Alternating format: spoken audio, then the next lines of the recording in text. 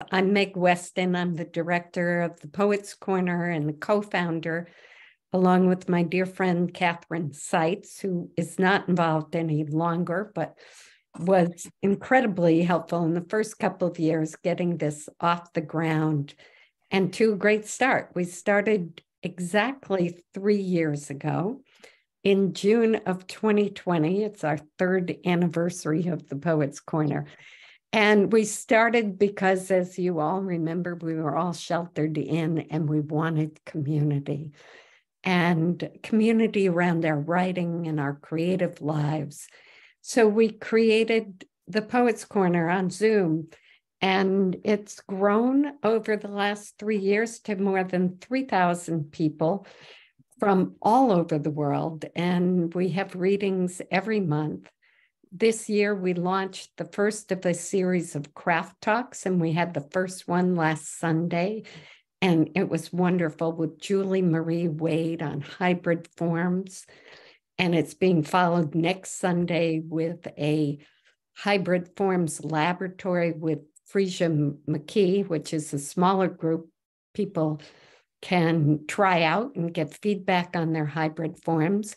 It's currently full, but if it's something that you'd be interested in, please email me at thepoetscornermaine@gmail.com, and we may just set up a second session. We'll see. We've also had these monthly readings, the craft talks. Our next craft talk will be in August, on August 20th, about publishing poetry today. And we have the editors from Poets and Writers magazine, the Beloit Poetry Journal, the Maine Review, and the publisher of Kelsey Books, the owner and founder of Kelsey Books, which is an independent poetry press, who I'm pleased to say has published my first book of poetry, Magma Intrusions, that just came out, and I'm going to do a reading from that in September. So, and next year we'll have the second of our biannual chapbook competitions. So lots going on to enrich this community from all over the world. And we want to thank you for being a part of it, especially if you're new today, just joining us.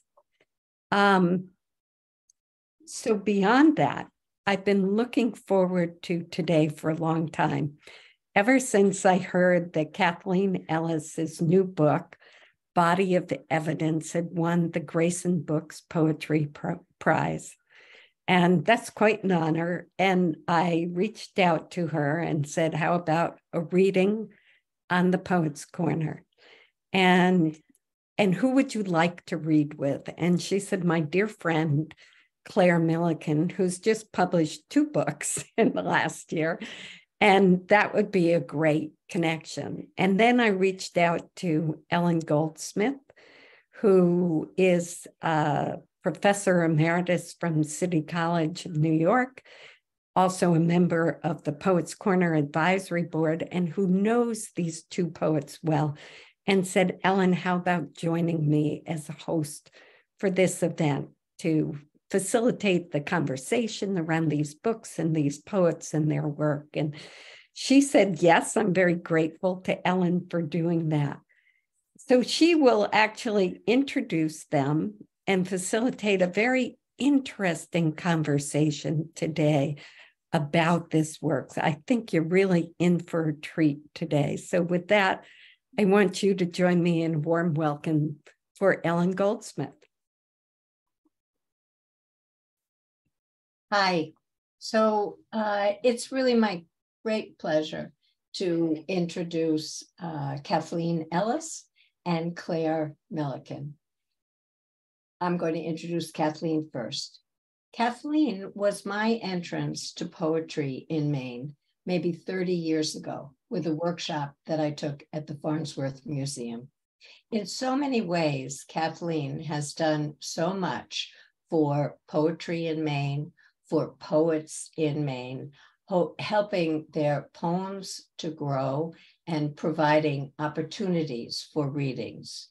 So it's really terrific today to be celebrating Kathleen's poetry, her latest book, and hearing a number of poems in her voice. So now the bio. Kathleen Ellis grew up in San Francisco Bay Area and received her BA in English from the University of California, Berkeley, during the free speech movement on campus before moving to Maine in the 1970s. She teaches creative writing and poetry on the Orono campus of the University of Maine and coordinates the annual Poet Speak event at the Bangor Public Library. Recipient of fellowships from the National Endowment for the Arts and Maine Arts Commission, Kathleen won the Pablo Neruda Poetry Prize from Nimrod and co-edited the anthology, The Eloquent Edge, 15 Maine Women Writers. As Meg said, her latest poetry collection, Body of Evidence, won the 2022 Grayson Books Poetry Prize.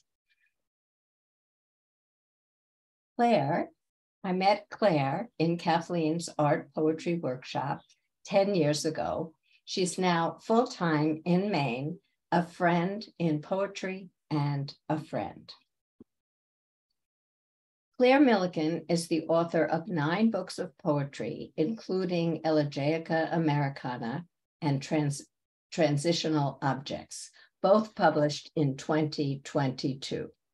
Of her poetry, critic Wayne Kostenbaum writes, Claire Millikin's lines condense paradoxical and painful experience into glittering musical constellations.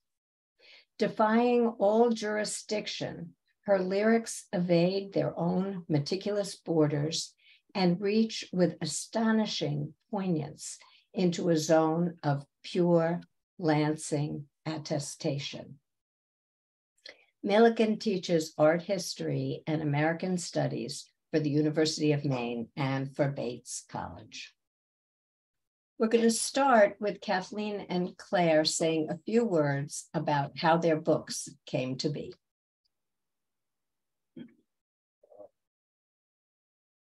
Thank you, both Meg and Ellen. And I just also wanted to add something to my bio, because I'm very proud of my master's thesis advisor being here from Galicia. She lives in Maine the rest of the year, Kathleen March, and she's read some of her work on Poets Corner as well. And what I did was a translation of Latin American women poets in exile. And so thank you, Kathleen. My partner's mother died of COVID early in the pandemic. And a few years earlier, we brought her from Denver to Orono to live a few miles down the road from us at a senior living facility. A doctor would check in with her regularly. And at one point, we were told the doctor was going to administer COVID vaccinations. And if the resident agreed to it, if the resident agreed to it. So we coached her, Bruni, on how to respond because she had some dementia and didn't always remember things very well. When the doctor came around, she answered no instead of yes to the vaccination. A few weeks later, she fell and was put in a nursing facility in Bangor. And during that time, the nursing facility had an outbreak of COVID, and Bruni, still unvaccinated, died of the virus. Along with the grief of losing her came an extreme reaction of guilt and shame that welled up and wouldn't go away. I began to wake around 3 a.m. to memories and lines of prose poems about my childhood as a Christian Scientist, unvaccinated and believing in the words of the religion's founder, Mary Baker Eddy, as in her scientific statement of being, which as children we had to recite every week in Sunday school. I only remember part of it now. There is no life, truth, intelligence, nor substance in matter. Spirit is immortal truth. Matter is not mortal error. Matter is the unreal and temporal. Spirit is God and man is his image and likeness. Therefore, man is not material. He is spiritual. This comes from Eddy's book, Science and Health, with Key to the Scriptures. Many of the short prose poems coming to light from the subconscious memory make up the first third of my book, Body of Evidence. And I recognize these poems as disclosures from what I tried for so long to keep hidden from others, but mostly from myself. Later, when the publisher asked if I had any suggestions for the cover art, I immediately thought of Annalise Giacommitti's work. She sent me a dozen mixed media pieces to consider, and I immediately chosen one called Perfectly Flawed in the Crack of Time. The girl's eyes peering out from the cover, the fingers reaching out, the array of human figures falling from the top of the cover, and the sign in the left-hand corner reading, Votes for Women, all seem to relate to the body's testimony in my poems. And of course, Annalise's wonderful title, Perfectly Flawed in the Crack of Time. Thank you. So yeah, I have much less to say about the creation of these books, but Elegiaca Americana, which was published by Littoral Books here in Maine at the end of 2022, and Transitional Objects, published by Unicorn Press, which is in North Carolina, a press in North Carolina, was published earlier in 2022. And both the books really came out of they're sort of different solutions to the same problem. So they were written between 2018 and 2021, which was a time when a lot of people around me were ill and dying for various reasons. And so I think Transitional Objects is a way of kind of working through that problem by holding on to objects and figuring out how we let go of things. And Elegiaca Americana is more, really just like a dirge, so doesn't try to resist mourning. It just is a book of mourning. And yeah, that's pretty much what I can say about the creation of these books. So yeah, I will, since Kathleen showed that amazing cover that Annalisa created, I will say one of the things that I really love about the physical book of Elegiaca Americana is the paintings of the main painter, Michel Drogue. And they're just so beautiful. They're called Sappho's Ghosts. I'm sure if I hold it up, it will not do justice to the paintings, but there they are, and they're not doing justice to them, but lovely, wonderful work if you ever have a chance to go see her work in real space and time. Thanks. So all the books are beautiful, and I'm proud and pleased to have them in my library. And in the chat, you'll be able to see how you can have them in your library. The first set of poems is on the theme of disclosure. Kathleen will read some poems, and then Claire.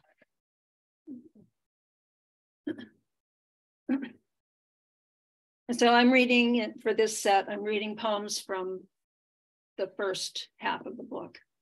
I think they're almost all prose poems.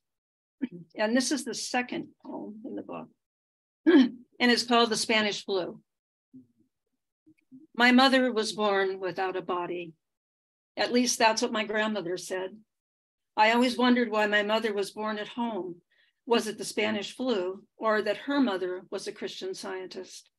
Before she died in her 80s of septic shock, she went into a coma where there is no body, where nobody bleeds.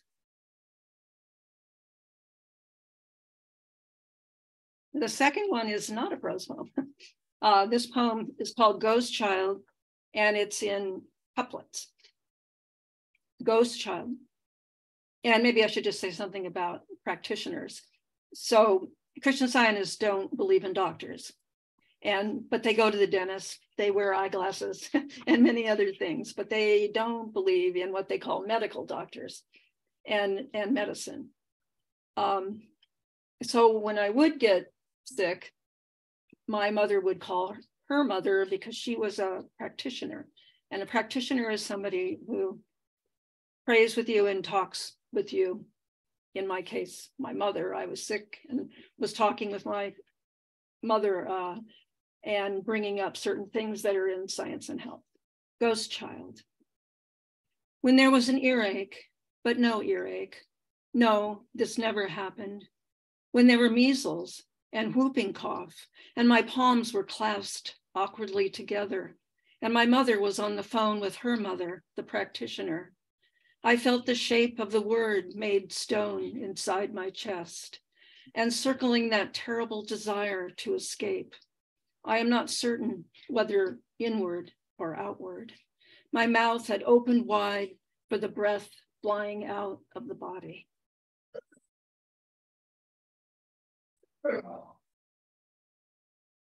The third poem is called ABCs of Erasure,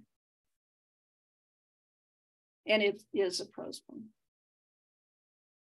ABCs of Erasure. I am learning to vacate the body. The absence of body is a memory of body, a kind of lingering with the eraser dangling from one hand. I fear I've forgotten the body, left it behind somewhere. As a child, I stayed behind at the bayside watching the hermit crabs. To protect their exoskeletons, they trade in their tight-fitting shells for scavenged ones, or they risk being defenseless.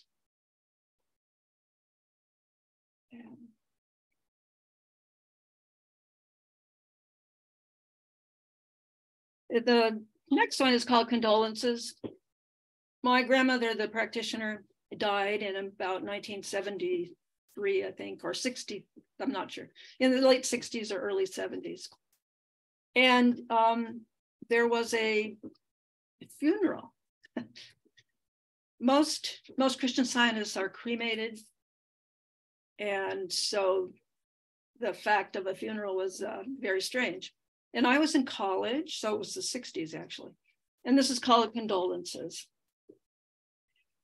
All through childhood, my grandmother reminds me I have no body to suffer, to ache, to know pain or death. When she dies in the 1960s, there is no body in her casket. At the service, the man with the kindly eyes rattles off all the good things she's doing in her life in the present tense. No one approaches the casket. Nobody checks to make sure. My little joke on her. And then the next poem is a prose poem. It's called War on Polio. And I think that many of you are probably in my age bracket and remember the 1950s, the mid-1950s in particular, during the polio epidemic. And then Dr. Salk coming along with the vaccine. And then later in 66-ish, in the 60s, the polio vaccine being an oral vaccine. War on Polio, 1954. And someone said, and someone asked, and someone wanted to know, and someone knew the only way to end this was by rolling up your sleeve. And the girl on the corner, and then the boy next door, and then we were surrounded by crippled legs and backs. And then my mother, which we didn't know until years later, and we kept on turning in our exemption cards. 1966. And 12 years later, I'm standing in the student plaza where people are lined up for sugar cubes. My friend says, we're next. And he asks, you did have the vaccine as a girl, didn't you? And someone holding a small cup offers. And I say, no. And my friend shuns me for a week. Thank you. That's really beautiful, Kathleen. Thank you. So yeah, I'm going to be sort of switching back and forth between the two books. And this first poem is from Elegiaca, Americana. So since I'm from the South, a lot of my poems are about the South, and this one is about Virginia Beach. So there are a couple words in this poem that might be unusual words, so I'll just define them before I start the poem. There's the word clerestory, which are sort of the upper windows of a cathedral, and kind of the walkways along the cathedral side. And then the word epiphenomenal, which is a theory of mind.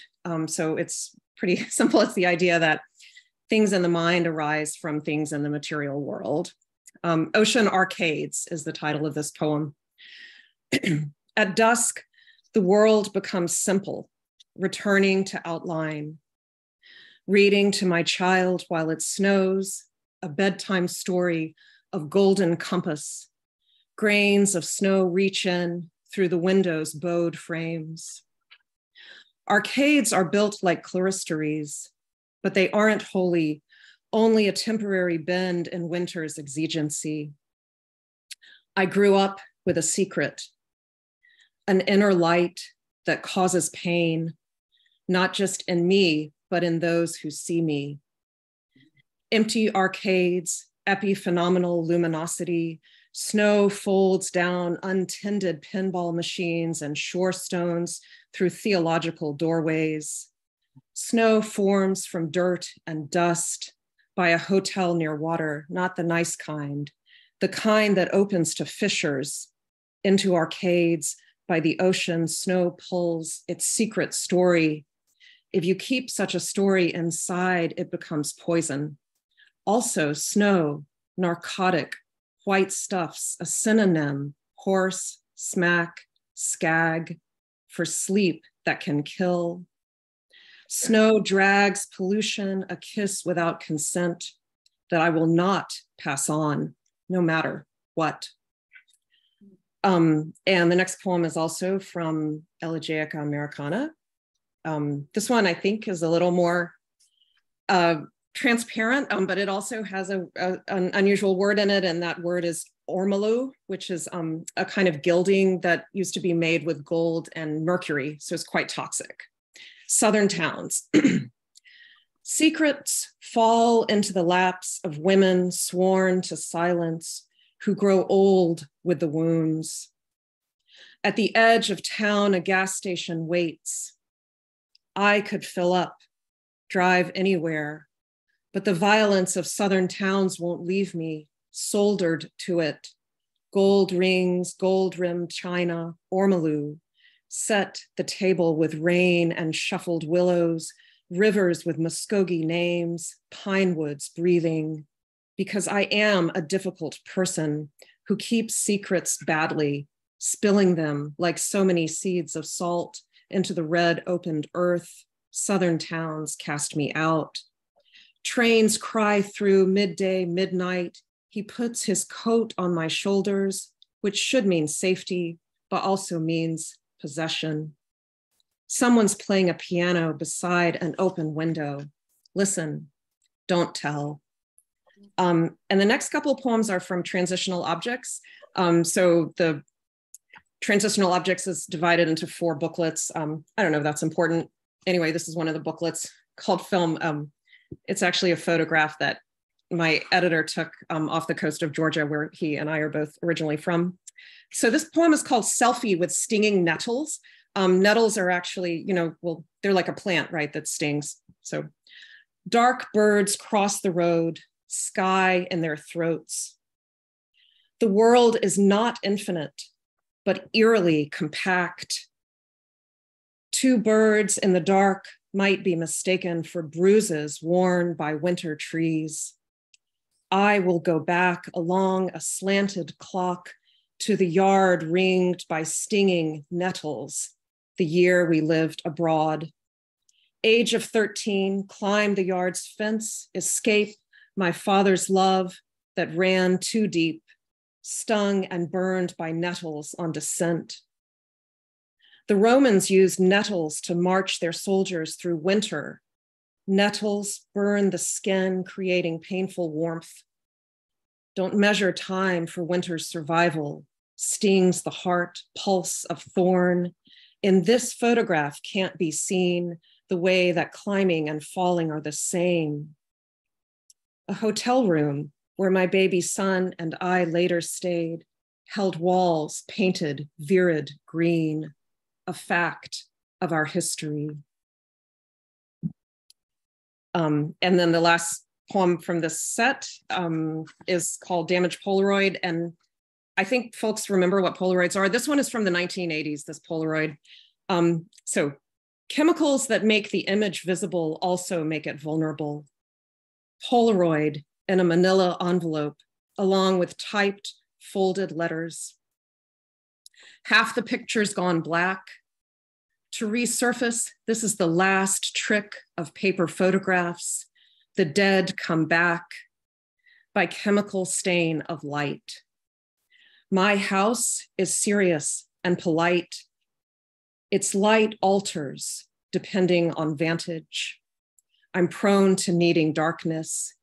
Here in the damaged photograph, a group of us stand together the day after I got released from juvenile corrections, still the size of a child.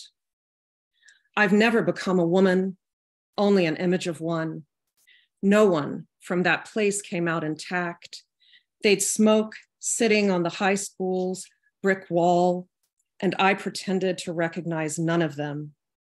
But the photograph lasts, harmed swirl of chemicals like a lifted veil, revealing show and tell, a flickering map, delineates night's inverse back, where chemicals leach the picture in a frozen golden flame. Light erases the figures by half.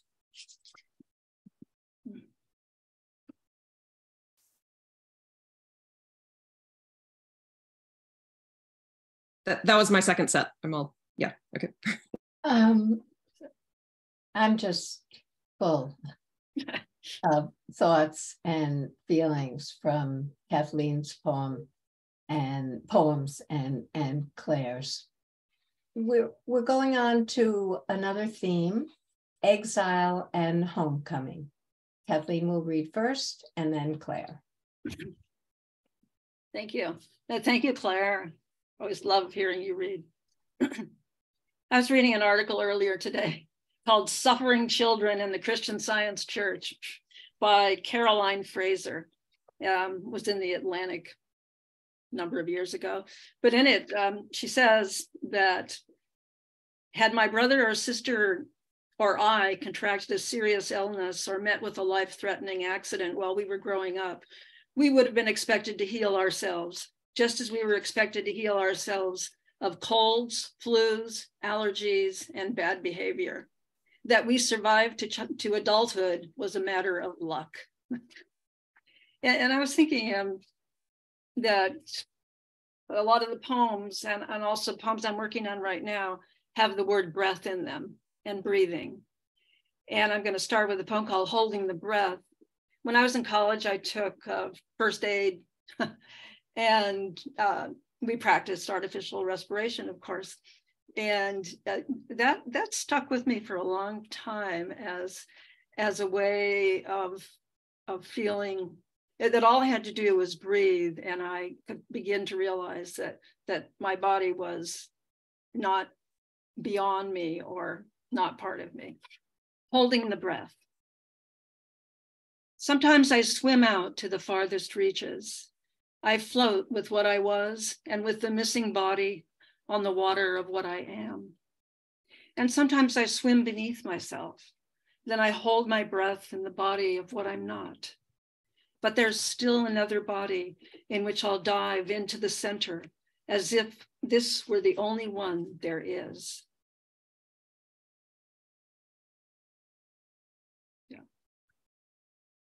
Yes, it's a very strange thing to grow up, have symptoms of something that other children around you might have, and to receive no suggestion of warmth or solace or care from the Christian Science parent who just assumes you're going to turn and take care of yourself. The second one here is touch and go. I touch everything that matters. Nouns, pronouns, body parts. When I climb to the top of Half Dome on the valley below is tempting. I want to lean over and touch the frigid water of the Merced River below. I want to smooth my hand along the face of El Capitan. I want to try a few touch and goes, swooping down, then landing and taking off again. That girl's bruise on her shin when she fell on the trail, that man's bicep bulging out of his t-shirt, this gnarled juniper clinging to life between the granite cracks. I want to touch them all. I want to touch the world that has knocked me sensate. So the second half of this book, which we're into now, is a kind of trying to retrieve the body and to accept it and to deal with shame and the sense of belonging to having belonged to a cult and having been so misunderstood, et cetera, et cetera. We can go on forever with those little things. Blood, sweat, and tears. If I had a daughter, I'd tell her, you have a body. It grows on you. This body, this knowing its 10 orifices open to the world.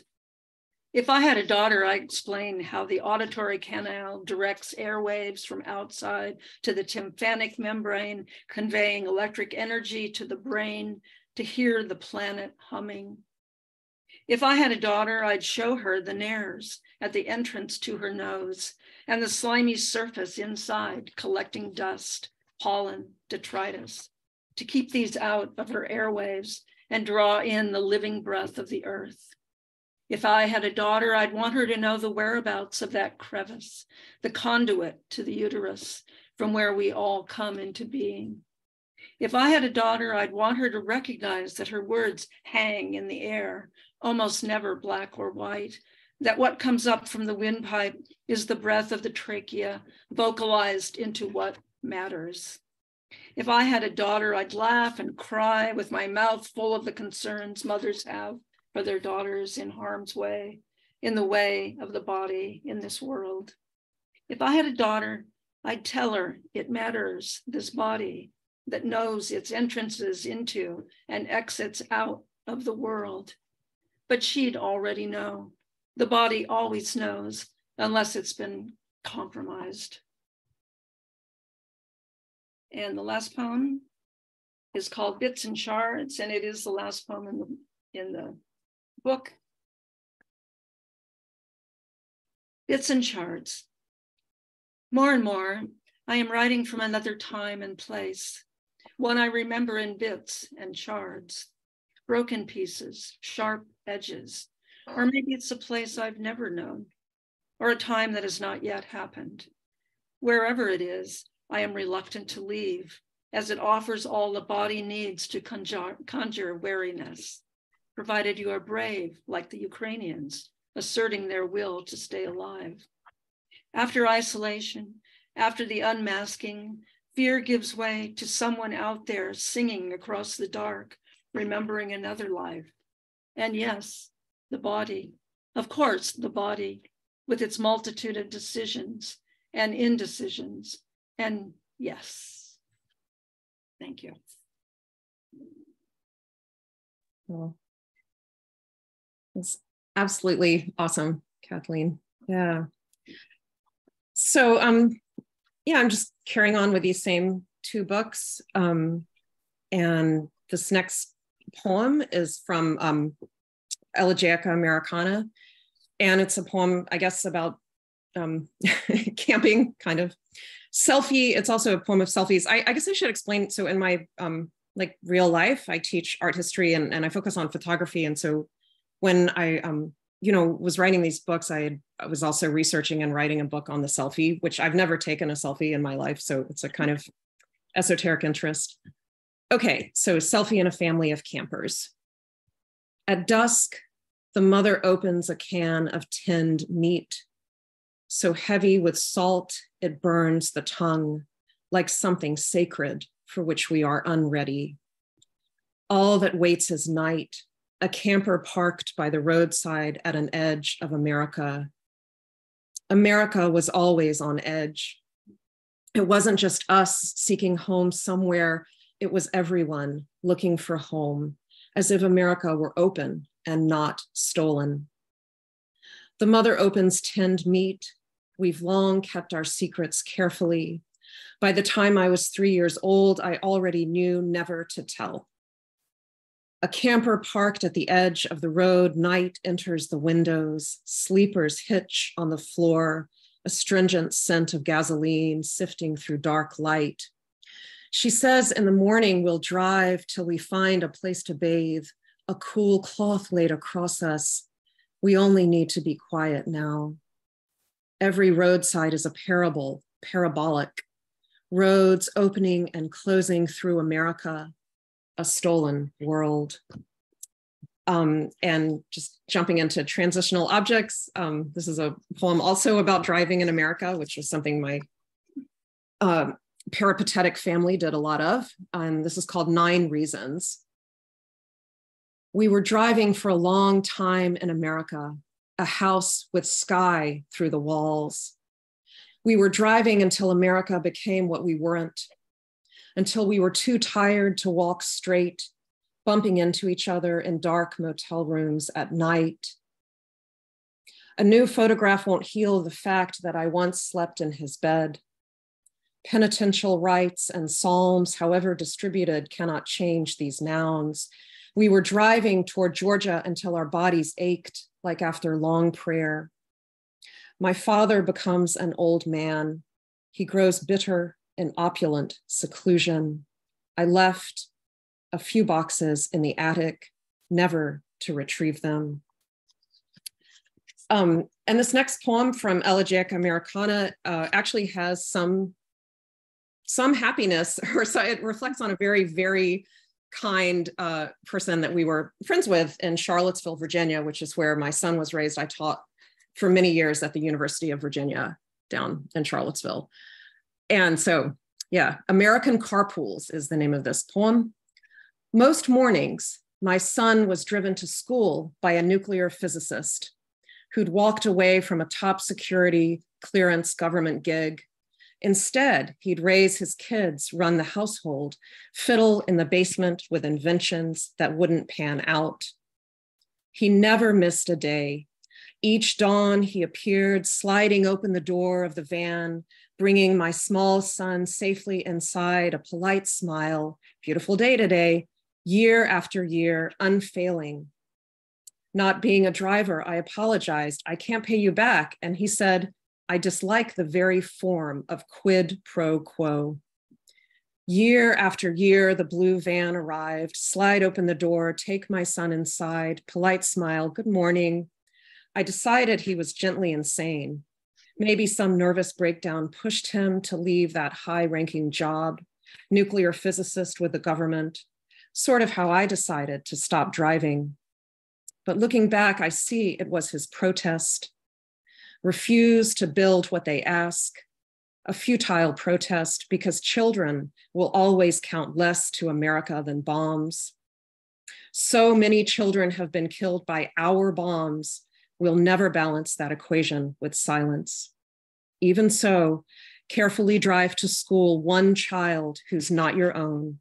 And as you idle before the school door, turn to touch the child's hair tenderly, as if it were ashes. And so the last poem from me is from Transitional Objects, and it's about hair, which I think is a concern that Kathleen and I both have in common with these women with long hair. It's called Straight Line. To manage grief, cut your hair each evening. This will always work, but only so many times. At last, there's nothing left to cut away. All those years, I grew my hair longer, preparing for what I'd have to face. A lie is not a crooked story. It's a straight line between 2 points, connecting to nothing else. Language's map will get you there, to the house where you cut your hair alone at dusk. As a Girl Scout, I failed at selling cookies. Old men mistook me for a boy with my short hair, chasing me from their twilight yards. Evening rain drew down longleaf pines in this country where I'm from. Buried in the earth of the Southeast, 1,000 times 1,000 coins that Black men could not spend in Jim Crow theaters, herded to the balcony there like angels. Unbuckle this sultry, a rusted cry rises from starlings at the fold of night when it's time to come inside. Statues in the town's municipal parks stare through stone eyes. What's left after verbs' transience?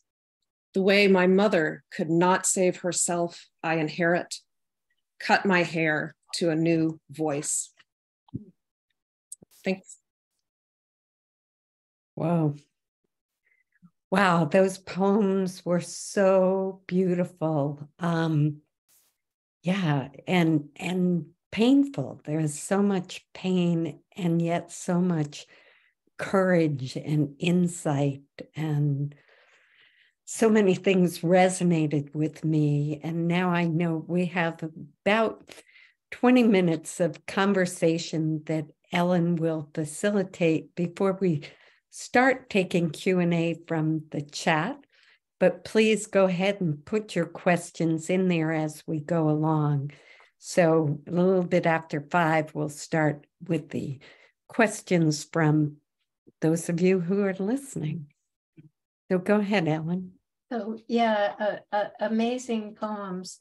And in addition to what you say, Meg, there's so much beauty, and I could just go through it. But in Claire's last poem, I'm left with the fold of night, and in Kathleen's last poem, I'm left with the repetition twice of the word yes. So we're going to explore a little bit the 2 themes that the books gave rise to. And the title of today's reading, as you know, is Disclosures. And in the title of the books that we heard from, we have the words evidence, elegy, transitional objects. So I thought we'd begin with Kathleen and Claire talking about how they handle secrets in poems and the whole question of revealing and concealing. Kathleen, you want to start? Sure. Maybe with a little history.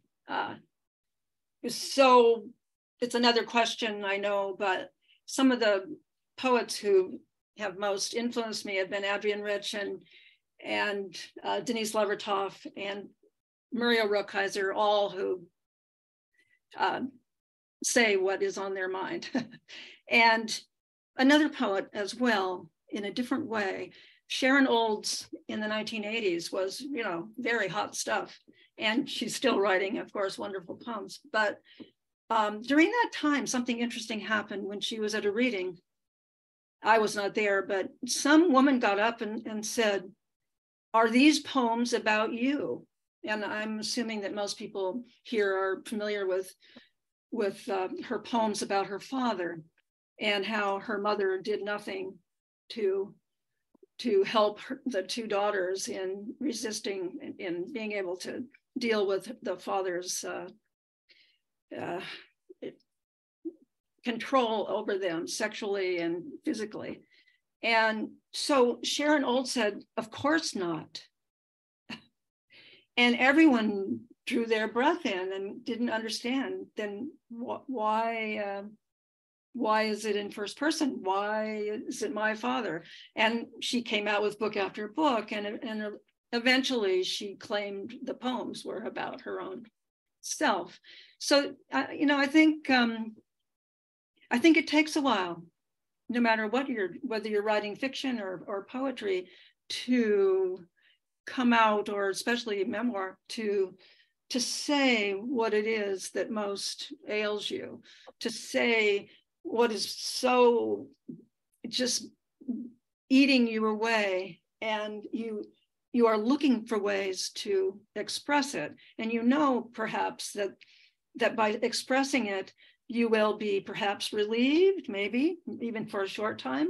I wasn't going to bring it up yet, but there is this Ghanaian, very, very old idea called Sankofa. And in Sankofa, the idea is that bringing the past and taking part in it, actually, and calling it up, is a way of learning and finding a way to get wiser and move on with your life. But it takes a while. Sometimes it takes a lifetime to get to that point. So hiding is, I think, just comes naturally. You give things out in bits. I don't know. What do you think, Claire? Yeah, just one thing. I'm interested, Claire, in I want to know what you think, but Southern Towns ends with "don't tell," and then we have a veil. I just love the veil in Damaged Polaroids.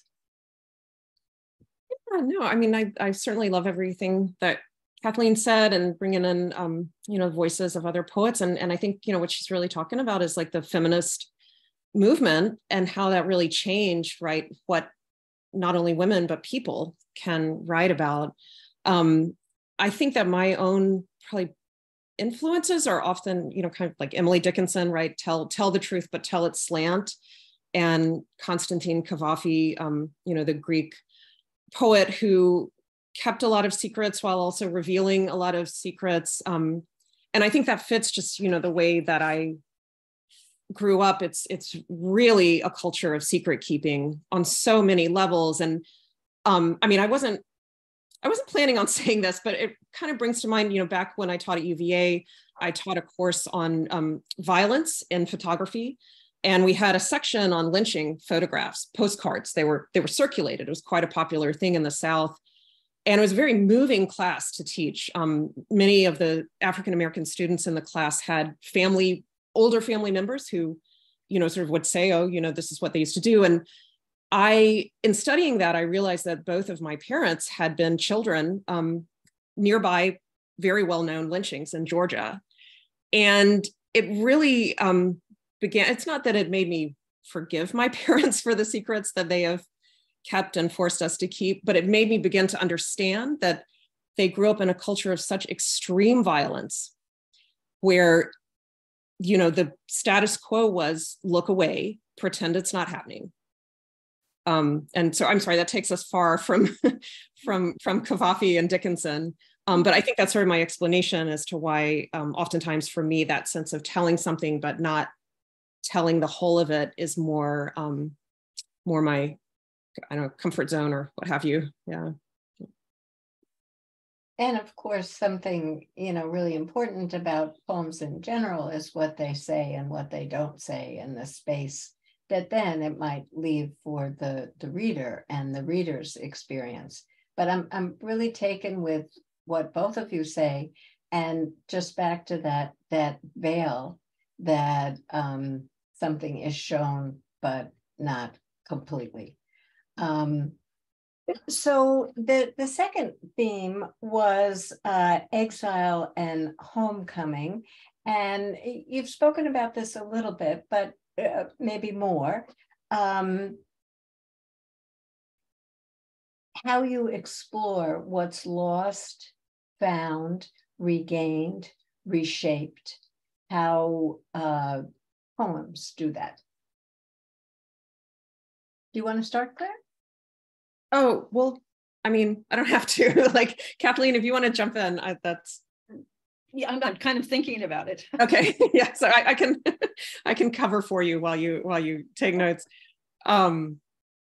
Yeah, no, I actually have thought about this some, because I was trying to think about the difference between Elegiaca, Americana, and transitional objects, and I do think, like, the idea of the thing you can hold when you're writing about it. Even if it's kind of a damaged thing, the place you can hold, the person you can hold, that is so much of the pleasure of writing for me.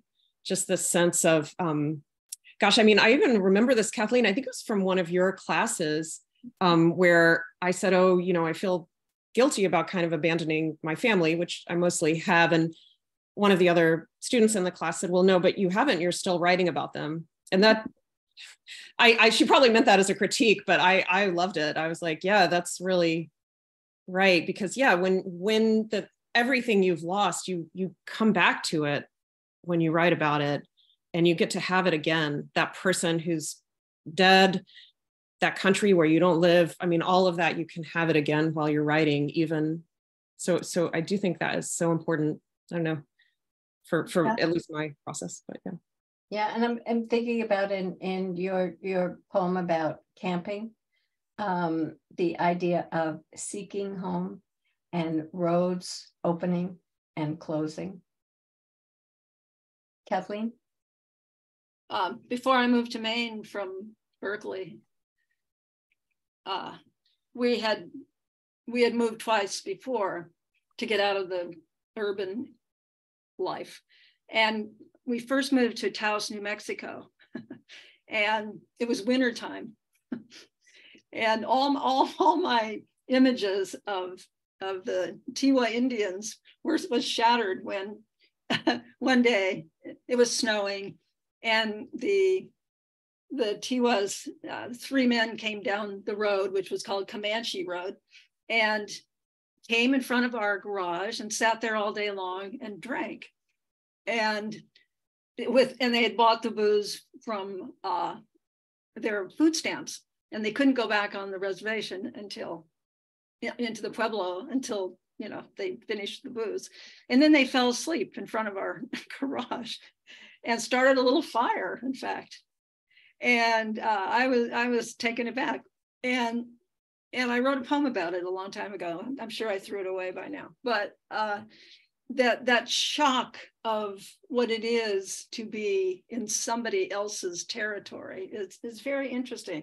And that's often what exile ends up being, a kind of lonely place. So we moved back, not because of them particularly, but just because it wasn't exactly what we wanted. And then we moved to Canada, to Vancouver Island, and we came back. And then we moved to Maine. And before we moved to Maine, I'd been reading Gary Snyder. And I'd actually had Gary Snyder for a teacher at Berkeley.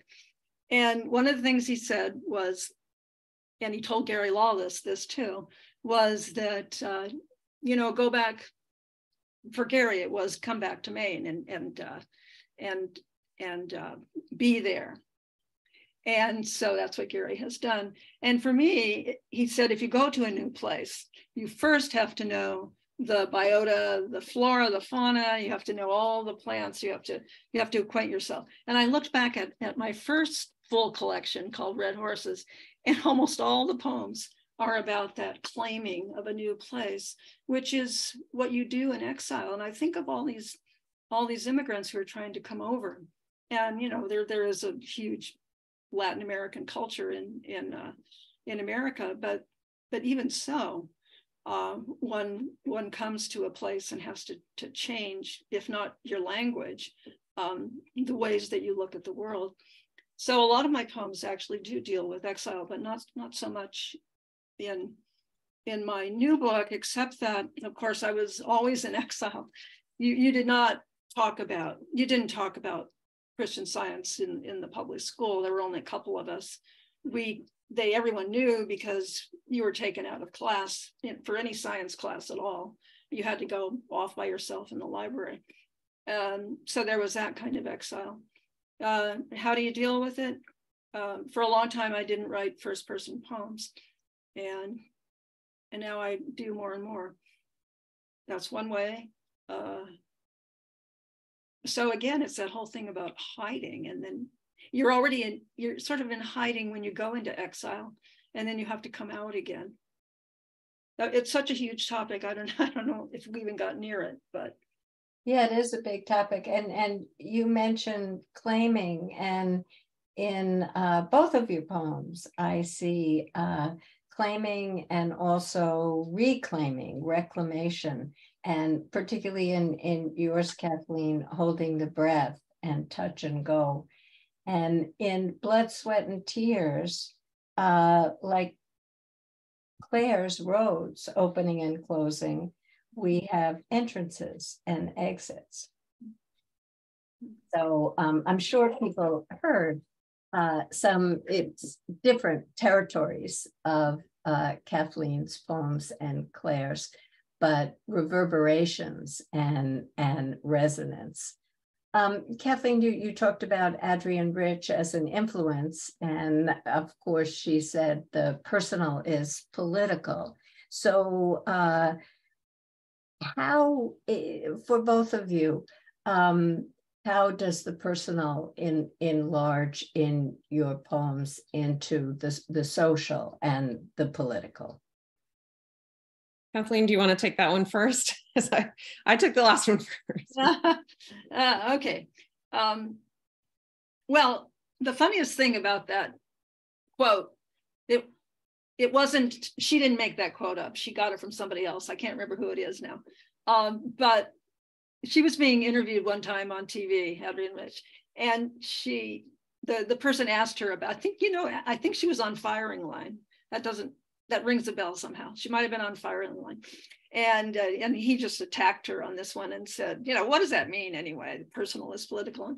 And she sat back and thought about it for a while. And she said, well, something like this. She said, well, actually, everything is political. I don't know whether she was trying to get out of it or what.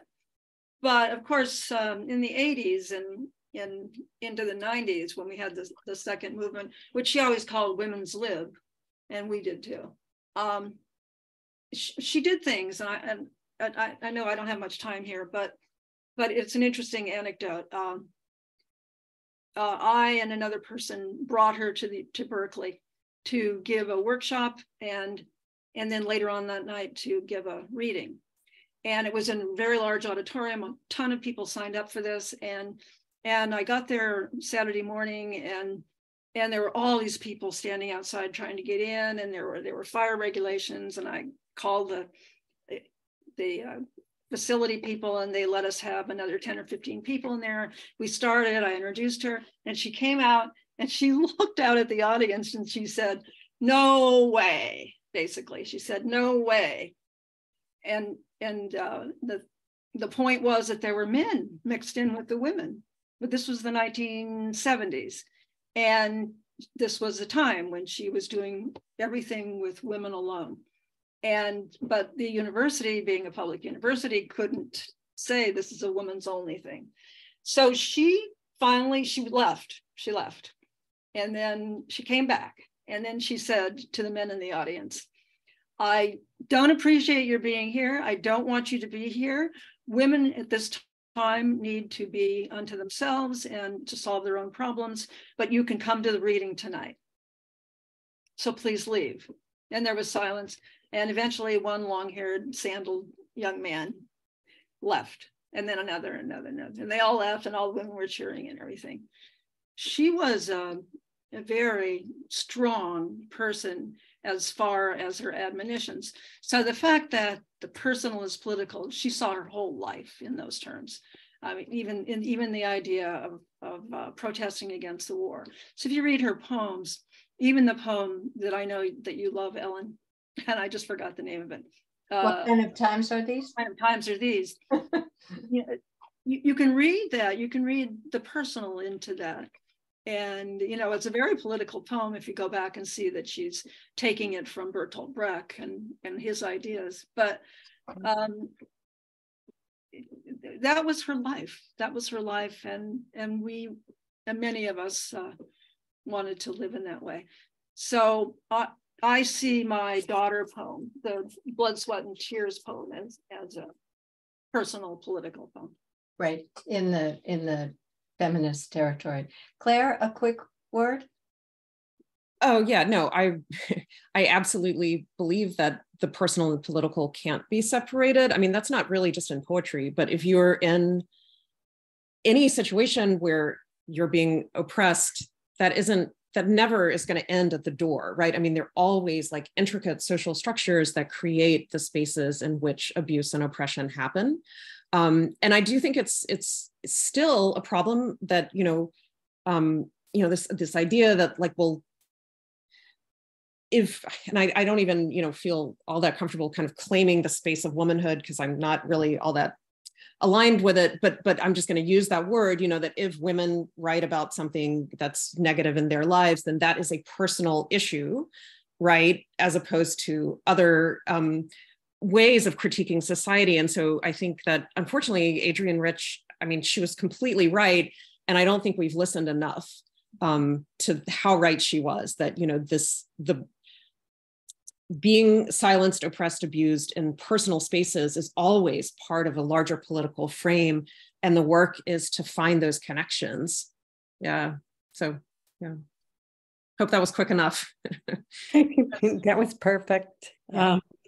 Yeah, I mean, we could explore these topics for a long time, and so many interesting things you have all brought up. But I think at this point, we also have some great questions in the chat. So I wanted to wrap up this section and ask each of you to read a poem of the other person's.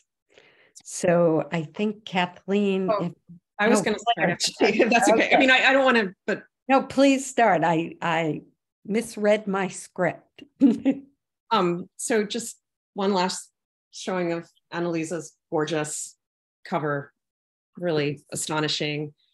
And there are so many wonderful poems in this book, but I chose one called The Naked Eye, or Naked Eye is the title of the poem. In childhood photos, I am the one who is squinting, as if I'm in pain, as if pain were the only reminder of being in the body. And here's a photo of the ruby-crowned bird hovering outside my window as it feeds on honeysuckle. Turns out hummingbirds don't suckle, they drink the nectar, and they see colors we cannot. In the photo, I do not appear at all, invisible to the naked eye, but I know I'm there. If pain is an extra dimension of the body, like the bird's extra cone detecting ultraviolet, it comes to light. Why, I am still there. One morning, I found the body of the bird lifeless under the honeysuckle. As the bird dissolves into the past, my naked eye sees something glimmering, bright as grief. The hand hovers in the air, the bird stays there.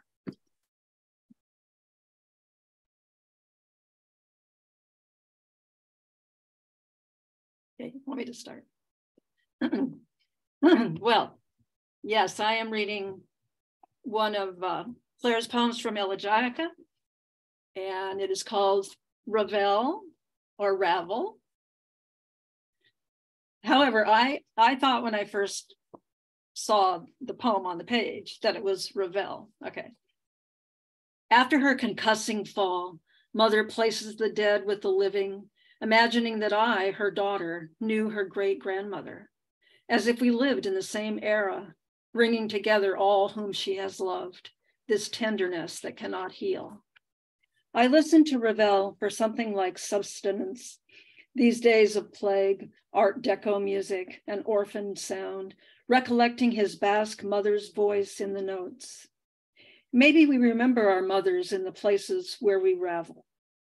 Or so it is with mine, who never wanted it to be known that her great-grandmother was Spanish, but now believes I knew her, this woman who died decades before my birth. I do not speak Spanish. Why would I? It's no longer my mother tongue. And Basque is a linguistic isolate, unrelated to Spanish, French, or any other language. I often feel kinship with this notion, linguistic isolate, maternal ravel. Somewhere a pun on return. Turn back to the beginning, the omphalos, where she holds the living and the dead as one. This tenderness that cannot heal. I love that poem. It's so beautiful to hear you read each other's poems. Yeah, isn't that a great thing? Yeah, it really is. Thank you for doing that. I'm going to pose some questions from the chat, and if they're directed specifically, I will, and if not, either one of you can jump in. But this one's from Judy Kaber for Claire. What made you decide to publish Transitional Objects as 4 booklets? And she says, I love the form. Oh, well, it's really nice to have Judy here and an honor. Judy's a wonderful poet. So, this one is easy to answer because it really wasn't my idea. Andrew Salters, the editor and publisher of Unicorn Press, and I have known each other for a decade now.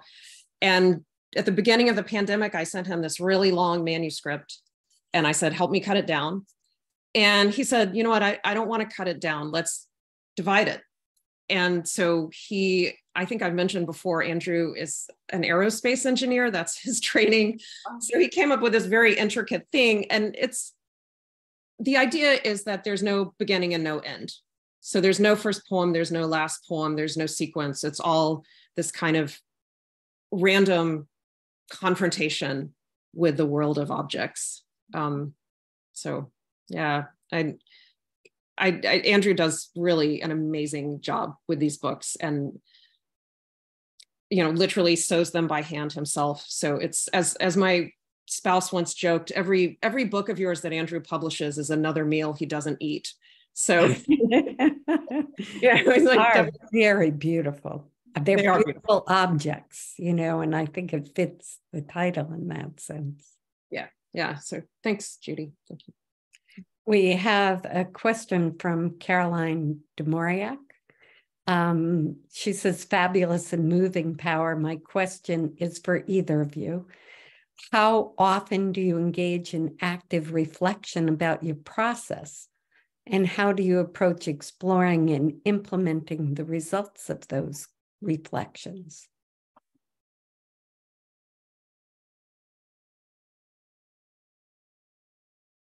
I think it's continuous.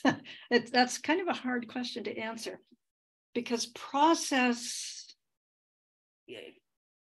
sometimes I decide, okay, I'm going to write, well, for example, I did this about a year and a half ago. I started writing sonnets that were incomplete, that were 12 and a half or 13 lines long. And I kept at it. And there was some compunction to just continue doing this and seeing where it would lead. And then and now it's going out as a manuscript, it's looking for a home.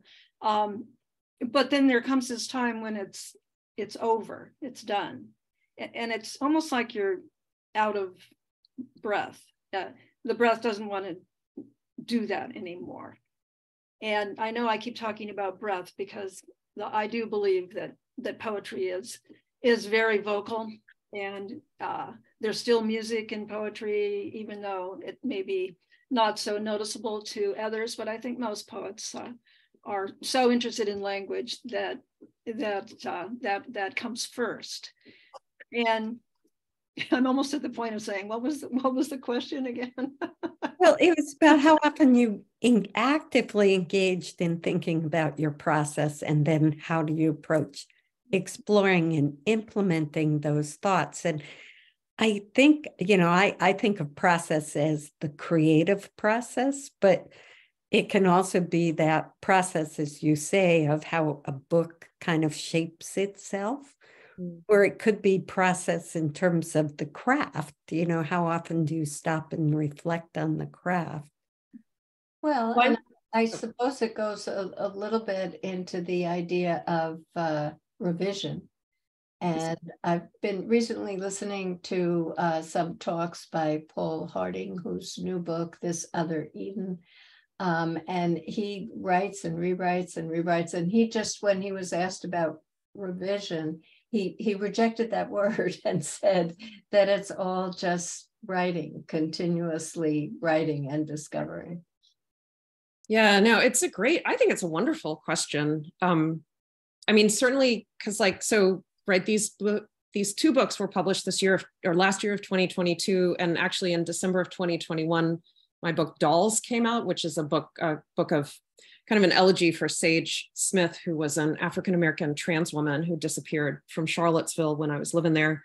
And so for sure, looking back at these three books, I do have definitely a kind of sense of reckoning, what is the right process?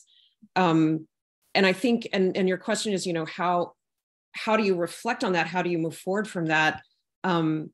So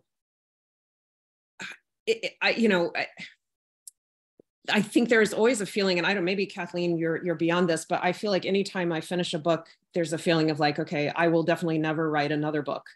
And then trying to say, okay, well, what is the thing that I'm really trying to do with these poems? And so hopefully trying to be more strict with myself, I guess, like, well, okay, do I really need to actually write about this topic, or is there something else that I could pull towards? So I don't know, that's a bit of a vague answer.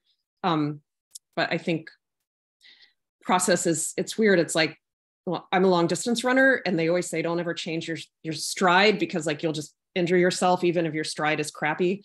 And I guess that's really what I feel about my process, that it isn't very good, but it's what I have. But it is, that question is going to keep me thinking for a while. So thank you. I think it's a great question. And I'm always curious about other artists, and particularly poets' creative process. I had a good friend who was trained in Gestalt, and we taught a creativity workshop together, and she always talked about that curve of that things build to a crescendo in that creative process. And then there's an integration that you kind of withdraw back before it starts to build again. And, I think we each have our own thinking about that, and our own process, if you will, that maybe we write a lot of poems and then look at them and think, what am I trying to say here? Yeah, and you talked, Kathleen, recently, and you said here about writing poems for a book. And so the difference between writing individual poems and writing toward a book. A friend asked me to write a poem for an occasion, for the summer solstice occasion. And I had to stop what I was doing, because I wanted to do that. And everything came to a halt. And I thought, how am I going to do this when I'm writing in a certain way for the manuscript that yes, and I do think in terms of manuscripts these days. I don't know why. And also poems still come in the middle of the night for me. So that's a problem. I have to get up in the middle of the night and write these things down. Anyway, so writing an occasional poem is somewhat difficult for me. But then once I got started, it came to me because something happened that made the poem happen. And then that thing that happened entered the poem, and then the writing began. Yeah, but that meant stopping what my process was at that point, where I was definitely funneling into something else going on. But I like the poem that I wrote for her, so we'll see. Sandy Wiseman has a question in the chat that says, I'm wanting to know not only about the difficulties of Christian Science or of growing up in Georgia, but what was the possible pleasure of what you've embraced? Kathleen, did you want to talk about that, or? Well, Sandy, what a question. There was no pleasure. It was a very strict, stern, tight-laced. It is all those things still. It's lost a great momentum, but it was a very popular religion in the late 19th century. And it had to do with there being quacks, doctors that nobody could believe in, and nothing that quite healed. And so she turned, and she also had been very sick, so she turned to this. And, it ended up being a religion of all little old ladies. Republican little old ladies. That's what it's become. But at one time it was very, very large, and churches everywhere, all over the country. And, but we had to do homework for Sunday school. We had to memorize things. It was very rote, very, very rote. Sandy, I don't remember anything pleasurable about it. Well, yeah. I definitely have a really different answer. I think that there's a lot of pleasure in growing up in the South. And I mean, my family has been in Georgia for like hundreds of years, but I grew up there, and also North Carolina. And then, as I mentioned in one of the poems, overseas because of my father's service. But I still think it's like the most beautiful place in the world. And I miss so much about it. I think the thing with my family is just people who are very violent and also very wonderful and different. And so it's, so I think there are some really positive memories, very, very positive, especially I think one of my uncles was a farmer. And at one point he was the president of the Georgia Cattlemen's Association. And he was a great guy. I mean, he was a really kind, and so it's a complicated thing. I think that it just comes down to certain acts of violence being so severe that you just can't go back. But tremendous pleasure. I mean, it's really a beautiful place, and it is where I'm from. I mean, my family is absolutely grounded there. There's no other place that I'm from. So yeah, I like that question too. These are good questions. Nice. Great, because our roots are our roots, and they are great. Jan Bromeler, not sure I'm pronouncing that right, gave us the source for The Personal is Political, feminist Carol Hanisch, is that right? That's great. And Blythe is asking that you mentioned, Kathleen, getting up in the middle of the night, and she's asking how often each of you grab a pencil so you don't lose the inspiration for a future poem, and if you keep a journal. She also said that we call it a process of writing because we live in a business age. Centuries ago, we might have called it the muse. Yeah, that's good. I used to have one of those pens that lights up, and one of those. They're not very expensive pens, and write down my dreams. So I would keep a little journal by the side of my bed. I lost the pen somewhere, but now I just get up and go in my study. And that's an interesting thing about pencils too. I used to write in pencil, and I don't write in pencil anymore. The pencils have erasers, so you can, but I don't want to take out. I want to see the what's that word, that the different layering, and maybe even say, because writing on the computer is such a pain in the neck. You lose your drafts because you just keep forgetting to make copies of them, and losing a draft can be a huge problem when, oh, what did I say just a few minutes before, and I've already changed the whole thing. So generally I start with a yellow tablet, and yellow line tablet, skinny line, narrow line one. And I write a couple of drafts before I work on the computer. And then I try to remember to print off all the ones that are almost complete. Yeah, that's an interesting question about the pencil. Yeah, so Sandy just put the palimpsest, I think is the word that you meant, like where there's writing underneath on other writing. It's a gorgeous, and I think that was like Freud's theory of memory, is like the palimpsest, that there's kind of writing over other writing.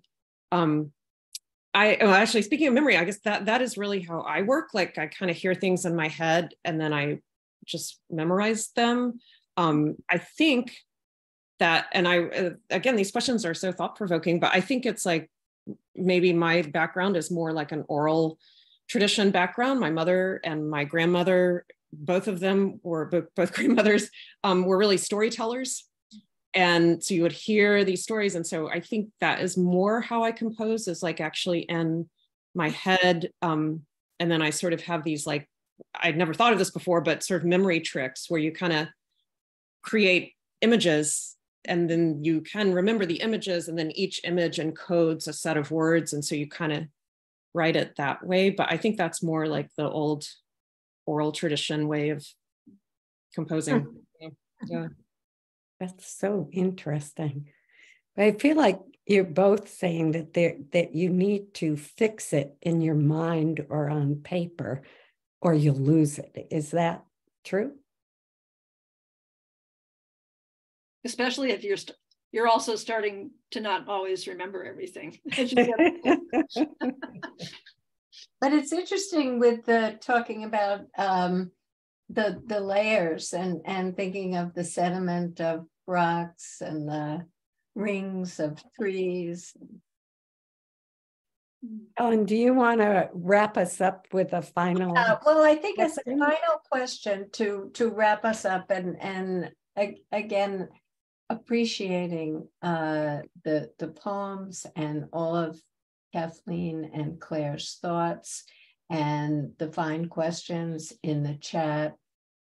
What do you both hope that readers will take from your books?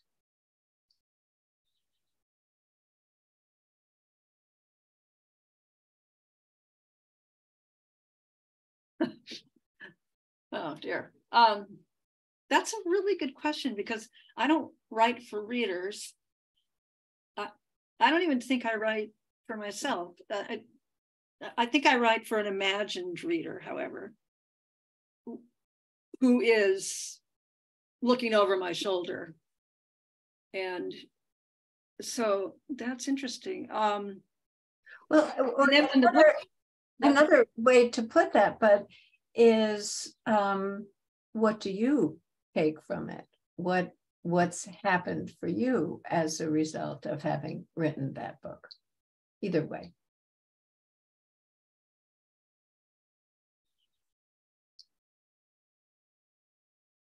What I love about, after you've written 10, 12 poems, and I think Meg talked about this too a little bit, is the coming together of ideas that are obviously happening in one's brain, and they're coming out in every way, in imagery, language, new forms, whatever,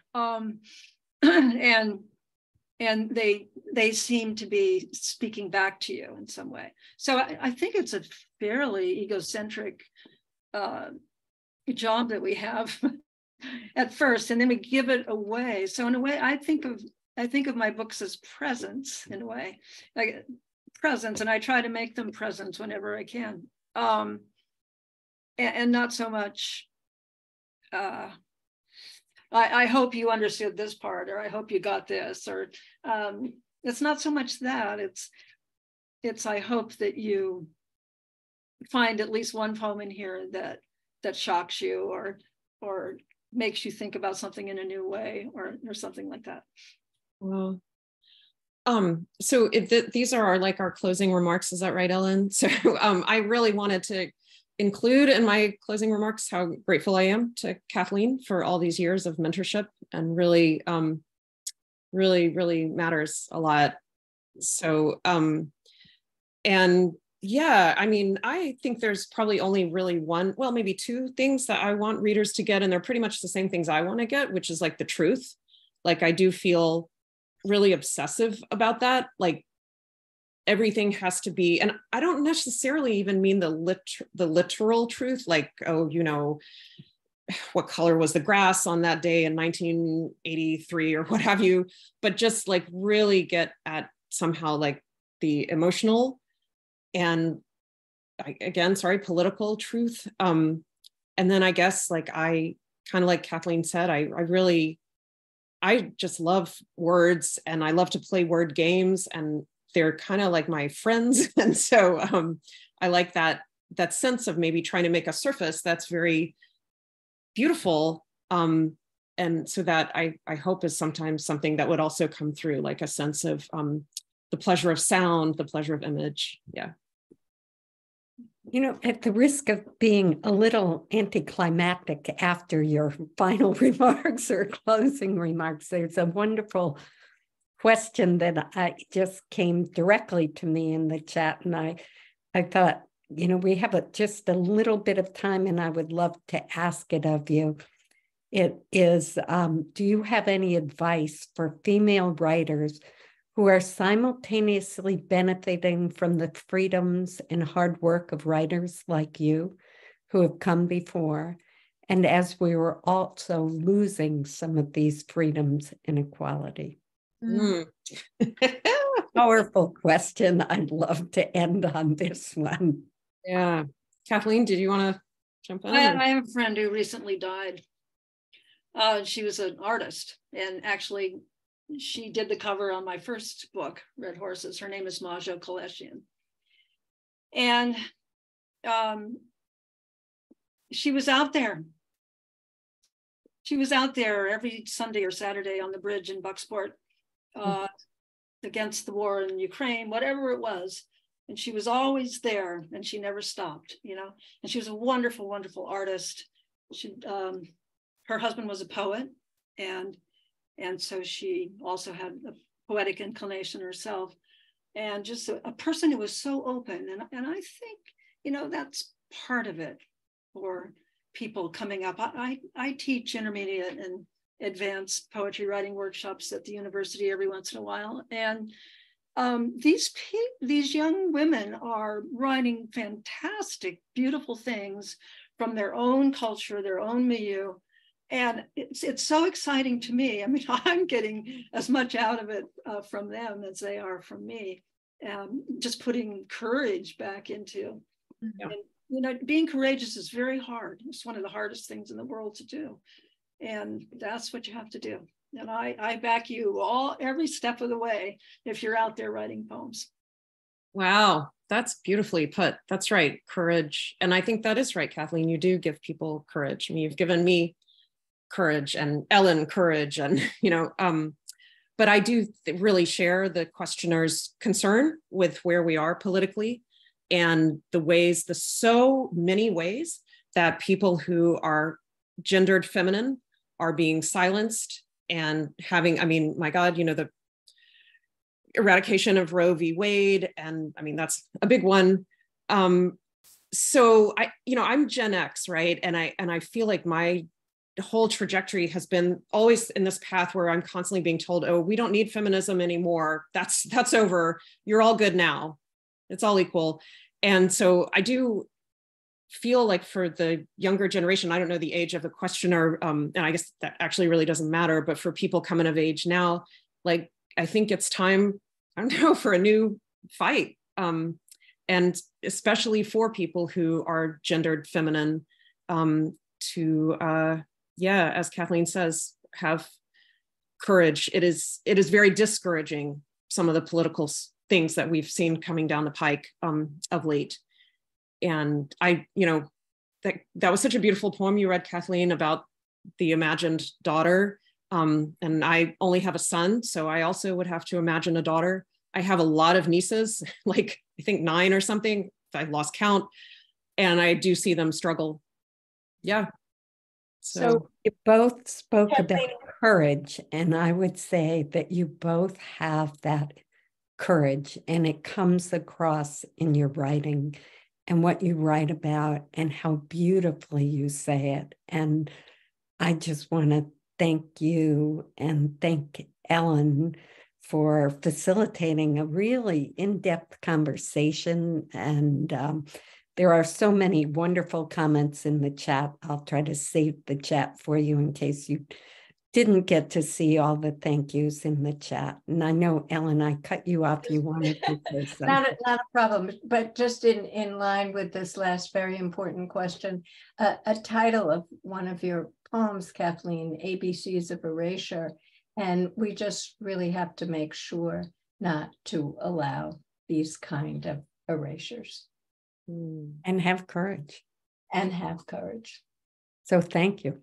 And thank you for beautiful reading and conversation. And all of you who came today, I hope that you'll come back, sign up for the Craft Talk in August, or come back for the September reading on the Poets Corner in just stay in touch with what we do here on the Poets Corner. Thank you. Thank you. Thanks.